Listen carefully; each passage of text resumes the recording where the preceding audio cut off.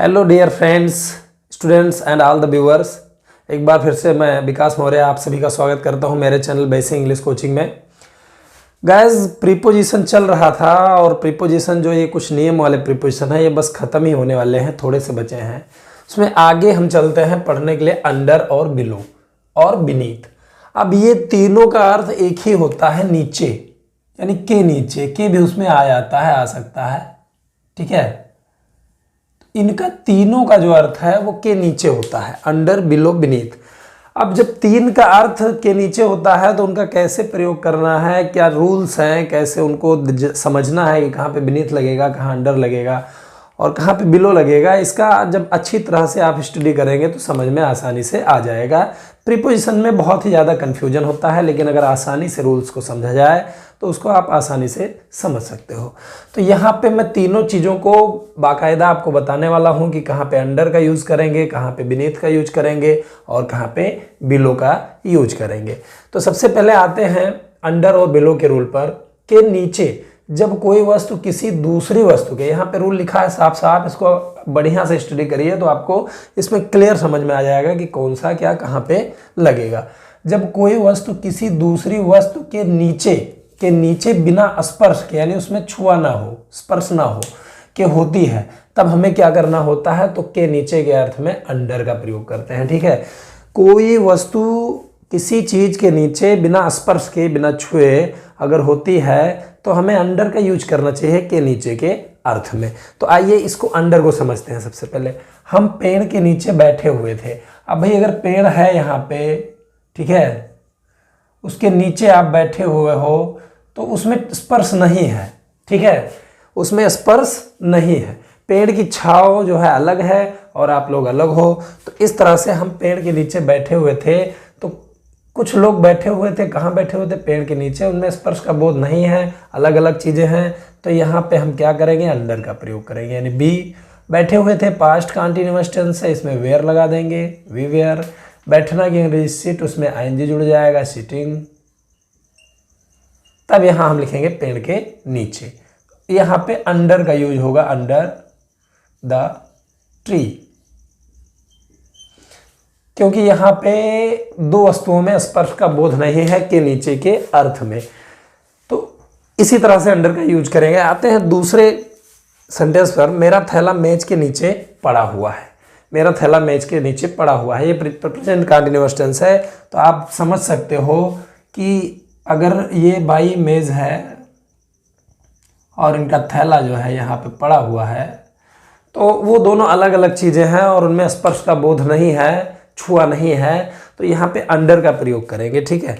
मेरा थैला मेज के नीचे पड़ा हुआ है। क्या पड़ा हुआ है, मेरा थैला, ये सब्जेक्ट है, इसको हम पहले लिखेंगे, माई बैग। अब इसके साथ सहायक क्रिया इज लिखेंगे। पड़ा होना की ले होता है, उसका लेइंग हो जाएगा, यानी आईएनजी जोड़ देंगे उसमें। माई बैग इज लेइंग, पड़ा हुआ है मेज के नीचे, तो यहाँ पे अंडर का प्रयोग करेंगे, अंडर द टेबल। तो इस तरह से आप अंडर का यूज कर सकते हैं, ठीक है। लड़के एक पुल के नीचे खड़े हो गए। तो अब यहाँ पे ये भी सिचुएशन एकदम सेम है। माना ये पुल है, पुल के नीचे बच्चे यहाँ पे खड़े हैं, तो वो दोनों का स्पर्श नहीं है। के नीचे के अर्थ में तो है, लेकिन उन दोनों का स्पर्श नहीं है, वो दोनों आपस में छुए नहीं हैं, टचिंग का बोध नहीं हो रहा है। तो यहाँ पे अंडर का यूज करेंगे के नीचे के अर्थ में। तो लड़के एक पुल के नीचे खड़े हो गए। कौन खड़े हो गए, लड़के, यानी द बॉयज। इसमें एस जुड़ जाएगा क्योंकि प्लूरल नंबर है। खड़े हो गए पास्ट इंडेफिनिट है, खड़ा होना की स्टैंड होता है, उसका सेकेंड फॉर्म हो जाएगा स्टूड, ठीक है।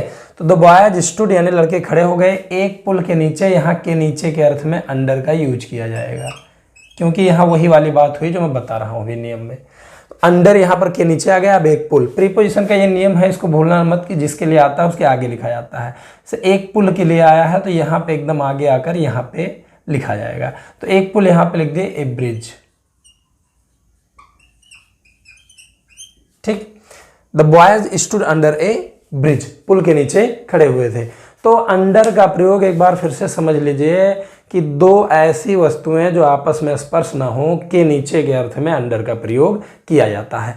वहीं बीनीथ लगभग लगभग अंडर की ही तरह से है, थोड़ा सा अंतर है, बहुत ही कम अंतर है, आप उसको आसानी से समझ सकते हो अगर देखो नियम तो इसको उम्मीद करता हूं कि आपको समझ में आ गया। अब यहीं पर देखिए, जब कोई वस्तु किसी दूसरी वस्तु के नीचे स्पर्श में हो, यानी कोई एक वस्तु किसी दूसरी वस्तु के नीचे हो लेकिन उसका स्पर्श हो, वो आपस में छुए हो, ठीक है।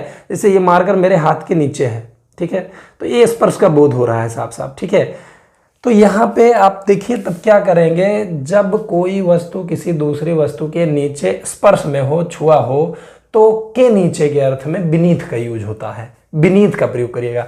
अब आपने देखा उसने अपनी अंगूठी तकिए के नीचे रख दी, तकिया के नीचे अगर अंगूठी रखी जाएगी तो भैया जी वो तो कहने का मतलब स्पर्श है, ठीक है, स्पर्श है, थोड़ा सा छुआ है, तो इसको हम बीनीथ का प्रयोग करके बना सकते हैं। तो नीचे रख दिया किसने, उसने, यानी सी। रखना की अंग्रेजी होता है पुट, ये पास्ट इंडेफिनिट टेंस है तो वर्ब की सेकंड फॉर्म यानी पुट ही लिखेंगे। क्या रख दिया, किसको रख दिया, अपनी अंगूठी, यानी हर रिंग, रिंग मतलब होता है अंगूठी, तो सी पुट हर रिंग। अब तकिए के नीचे, तो के नीचे की अंग्रेजी यहाँ पे बीनीथ लिखी जाएगी, ठीक है, यहाँ पे बीनीथ लिखेंगे के नीचे, और तकिया की अंग्रेजी द पिलो होता है, जैसा कि आप उम्मीद है जानते होंगे, पिलो मीन्स तकिया। तो बीनीथ का प्रयोग इस प्रकार करेंगे। दोनों में इतना बढ़िया और अच्छा अंतर है कि दो चीज़ें बिना स्पर्श के अगर के नीचे के अर्थ में है तो अंडर का यूज हो जाएगा, और अगर दो चीज़ें अलग अलग चीज़ें स्पर्श में हैं तब भी के नीचे के अर्थ में है तो बीनीथ का प्रयोग किया जाएगा। ये बहुत ही सिंपल फार्मूला है, आसानी से आप समझ सकते हो, ठीक है। उसे किताब के नीचे कलम मिला, अब माना कलम रखा हुआ था तो बुक के नीचे रखा हुआ था तो वो उसमें स्पर्श है, वो छुआ है कलम वहाँ पे, ठीक है। तो ऐसे सिचुएशन में हम बीनीथ का प्रयोग करेंगे। उसे किताब के नीचे कलम मिला, किसको मिला, उसे, यानी ही सब्जेक्ट है ये। अब मिलना यानी पाना, फाइंड का सेकंड फॉर्म होता है फाउंड। ही फाउंड, वो पाया, उसने पाया, क्या पाया, कलम, ए पेन। तब लिखेंगे किताब के नीचे, तो यहाँ पर के नीचे के अर्थ में बीनीथ का यूज किया जाएगा क्योंकि यहाँ पे दोनों में स्पर्श है, तो बीनीथ द बुक। तो आप देख सकते हो इसमें साफ साफ अंतर किस प्रकार स्पष्ट हो गया है और किस प्रकार इन दोनों का प्रयोग करेंगे। बीनीथ ज़्यादा नहीं प्रयोग में आता है लेकिन इस तरह से इसका प्रयोग करेंगे। दोनों में एक अंतर तो है, ये है, बिल्कुल है।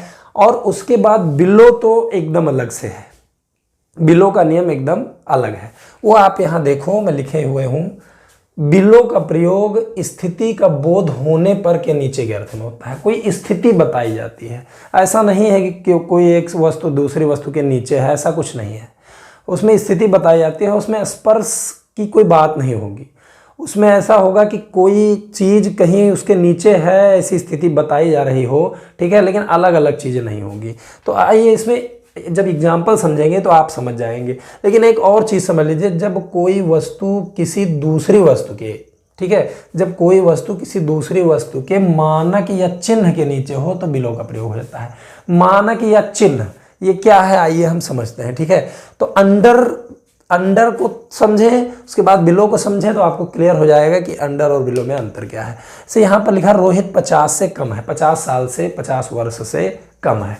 तो यहाँ पे कम के अर्थ में फिलहाल मैंने लिख दिया है, लेकिन यहाँ भैया जी आपको समझना होगा कि 50 से कम यानी 50 के नीचे है वो, ठीक है, उम्र में भी 50 के नीचे है। यहाँ कोई वस्तु की बात नहीं हो रही है, यहाँ एक मानक बताया गया है, 50 को अंक बताया गया है और ये बताया गया है कि 50 से कम है यानी 50 से वो नीचे है, 50 साल से नीचे है यानी 50 47 48 का होगा, कहने का मतलब इस तरह से। तो ऐसी स्थिति में हम से कम के अर्थ में या के नीचे के अर्थ में बिलो का प्रयोग करते हैं। अब कौन है, रोहित यहाँ पर लिखे हमने, रोहित। इज मतलब है, अब से कम की अंग्रेजी यानी 50 के नीचे है, वो 50 वर्ष के नीचे है, तो यहाँ पे बिलो का यूज किया जाएगा, बिलो 50, ये हो गया, ठीक है। तुम्हारा प्रदर्शन औसत से नीचे था।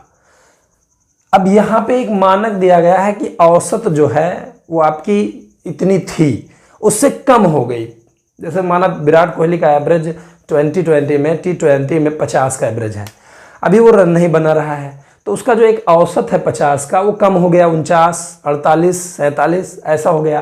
तो इस तरह कहा जाएगा कि विराट कोहली का औसत जो है प्रदर्शन अब औसत से नीचे आ गया है। ठीक है, तो यहाँ पे कोई वस्तु की बात नहीं हो रही है, यहाँ पे मानक की बात हो रही है। तो यहाँ पे हमें क्या करना है, बिलो लिखना है। ठीक है, तो तुम्हारा प्रदर्शन औसत से नीचे था, क्या नीचे था तुम्हारा प्रदर्शन, यानी योर परफॉर्मेंस।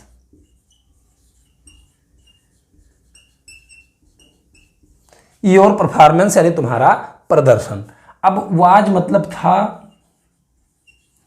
अब औसत से नीचे के अर्थ में यहाँ पे हमने बिलो का प्रयोग करना है। ठीक है, बिलो औसत की अंग्रेजी होता है एवरेज। ठीक है, तो your performance was below average, तुम्हारा जो है प्रदर्शन औसत से नीचे था। यहाँ पे कोई वस्तु की बात नहीं हो रही है, यहाँ एक मानक बताया जा रहा है, चिन्ह बताया जा रहा है, तो इसके लिए आपको बिलो का प्रयोग करना है। फिर इसके देखिए, इसको थोड़ा सा देखें, बढ़िया से समझें। उसके घुटने के नीचे दर्द है। ठीक है, तो यहाँ पे माना घुटना बताया गया है। ठीक है, तो घुटने के नीचे पेन है, दर्द है। ठीक है भाई जी, लेकिन ये कोई अलग अलग वस्तुएं नहीं है, घुटना और दर्द सब एक ही में है। ऐसा नहीं है कि घुटना रखा हुआ है उसके नीचे दर्द पड़ा हुआ है, ऐसा तो है नहीं। ऐसी सिचुएशन में तो अंडर का प्रयोग करेंगे, लेकिन ऐसा कहाँ हो सकता है। घुटने के नीचे दर्द है, यानी घुटने से थोड़ा सा नीचे, तो घुटना और दर्द लगभग एक ही चीज में है। तो यहाँ पे हम स्थिति का बोध कराया जा रहा है कि दर्द कहाँ है, घुटने के थोड़ा सा नीचे, तो यहाँ पे हम बिलो का प्रयोग करेंगे। लेकिन उससे पहले उसके घुटने के नीचे दर्द है, इसको या तो देयर से बना दीजिए, क्या है दर्द, देयर इज पेन। अब बिलो हिज नी यानी घुटना, या फिर इसको उसके पास घुटने के नीचे दर्द है, यानी किसी को कुछ होता है, जैसे मुझे सिर दर्द है। ठीक है, आई हैव हेडेक, मेरे पास एक कार है, आई हैव ए कार। तो इनको भी, इन्हें दर्द था, घुटने के नीचे इनके पास दर्द था। तो उस सिचुएशन में इस तरह भी बन सकता है, यानी ही। अब इसके साथ सहायक क्रिया हैज, अब इसका मतलब हो गया उसके पास था, क्या था, दर्द, ही हैज पेन। अब घुटने के नीचे तो यहाँ पे बिलो लिखा जाएगा, क्योंकि अंडर की यहाँ पे कोई बात नहीं हो रही है। ही हैज पेन बिलो, अब घुटना, knee, below the knee. Knee means होता है घुटना, इसमें के साइलेंट है, के को नहीं पढ़ेंगे। ठीक है, तो इस प्रकार से आप बिलो का रचना कर सकते हैं, बहुत आसान है, बहुत सिंपल है, समझ सकते हैं। उस ये देयर का प्रयोग करके भी बन सकता है। उसके घुटने के नीचे प्रीपोजिशन है, दर्द जो है सब्जेक्ट है, यानी उसके घुटने के नीचे क्या था, दर्द था। तो दर्द जो है यहाँ पे सब्जेक्ट का काम कर रहा है, तो ये हाथ से सटा हुआ है, तो इंट्रोडक्टरी मान के देयर से भी बना सकते हैं, देयर इज पेन। अब अंडर हिज नी, यानी उसके घुटने के नीचे दर्द है। यहाँ देखिए, उसकी आंख के नीचे एक घाव का निशान था, यानी उसके पास वो घाव का निशान था। तो यहाँ पे हैड का यूज ज़्यादा अच्छा रहेगा। तो किसके पास घाव का निशान था, उसकी पास, यानी उसके पास, यानी ही। अब इसके साथ हैड हो जाएगा, तो यहाँ पे समझिए उसकी आंख के नीचे घाव का निशान था, यानी उसके पास घाव का निशान था, कहाँ, आंख के नीचे। अब ये आंख के नीचे जो घाव है वो एक ही चीज है, ऐसा नहीं है कि अलग अलग चीजें रखी हुई हैं जिनमें स्पर्श का बोध ना हो या थोड़ा सा छुआ हो। भाई किताब, माना पेन, यहाँ पे लिखा था मैंने कि जो है मेरा थैला मेज के नीचे पड़ा हुआ है, तो मेज अलग है, थैला अलग है, और उसमें स्पर्श भी नहीं है। यहाँ चलिए स्पर्श मान लेते हैं, तो अंगूठी अलग है, तकिया अलग है, तो वहाँ स्पर्श भी है। यहाँ किताब के नीचे कलम है, कलम अलग है, किताब अलग है। तो ऐसी सिचुएशन में तो अंडर और बीनीथ का प्रयोग होता है। लेकिन यहाँ पे आंखें और घाव सब एक ही में है, एक ही में, चेहरे में है, तो स्थिति का बोध कराया जा रहा है यहाँ पे, तो इसलिए बिलो का प्रयोग करेंगे। ही हैड, उसके पास था, क्या था, एक घाव का निशान, यानी ए स्कार। स्कार मतलब होता है घाव का निशान। अब आंख के नीचे, तो यहाँ पे बिलो का प्रयोग किया जाएगा। ठीक है, बिलो आंख, बिलो द आई, या हिज भी लिख सकते हैं, यानी उसकी ही आंख तो थी, तो यहाँ पे अपनी तरफ से ही लिख सकते हैं, हिज आई। तो he had a scar below his eye. इसको इस तरह भी बना सकते हैं, देयर वाज था ए स्कार बिलो हिज आई, यानी उसकी आंख के नीचे एक जो है घाव का निशान था। विराट ने 50 से कम रन बनाए। भैया जी, एक से कम जो होता है इसको थोड़ा सा समझिए, वैसे से कम की अंग्रेजी होता है लेस देन। तो यहाँ पे हम लेस देन का प्रयोग करके बना सकते हैं, लेकिन मैं इसको समझाता हूँ कि ये बिलो से क्यों बनेगा और क्यों ज़्यादा सही रहेगा। ठीक है, मोर देन मतलब से ज़्यादा होता है और लेस देन मतलब कम होता है। तो इस तरह बन सकता है विराट ने 50 से कम रन बनाए, यानी Virat scored less than 50 runs, इस तरह भी बन सकता है। लेकिन 50 एक मानक है और 50 के नीचे उसने रन बनाया है ना भाई, 50 के नीचे रन बनाया है, तो यहाँ पे बिलो का प्रयोग से कम के अर्थ में हो सकता है। तो किसने कम रन बनाए? विराट ने। तो यहाँ पे हम लिखेंगे विराट। अब बनाए यानी बनाना की अंग्रेजी स्कोर होता है, आप सभी क्रिकेट देखते होंगे तो जानते होंगे। विराट स्कोर यानी विराट ने रन बनाए। अब 50 से कम, तो 50 के नीचे इसका रन था ना, 50 के नीचे था, तो इसलिए यहाँ पे बिलो का प्रयोग ज़्यादा सही होगा। बिलो 50, तो यहाँ पे हो गया 50। तो विराट स्कोर बिलो 50। तो इस तरह से हम इन तीनों का प्रयोग केवल 15 मिनट में, 20 मिनट में आराम से इसको सीख सकते हैं। लेकिन ये सारे नियम्स और जो भी मैंने समझाया है वो आप अच्छे से स्टडी करेंगे तो आपको ये बहुत बढ़िया से समझ में आएगा। उम्मीद करता हूँ कि ये आपको समझ में आ गया है। इस वीडियो में बस इतना ही। आपसे एक रिक्वेस्ट है कि चैनल में अगर आप नए हैं तो मेरे चैनल को सब्सक्राइब कर दीजिए, बेल आइकन को भी हिट कर दीजिए ताकि मेरे अपकमिंग वीडियोज़ आपको मिलते रहें। और इस वीडियो में बस इतना ही। आगे वीडियो में प्रिपरेशन थोड़ा सा और बचा है जो बस एक वीडियो तक चल सकता है। बस इस वीडियो में इतना ही। शेष धन्यवाद। Good bye.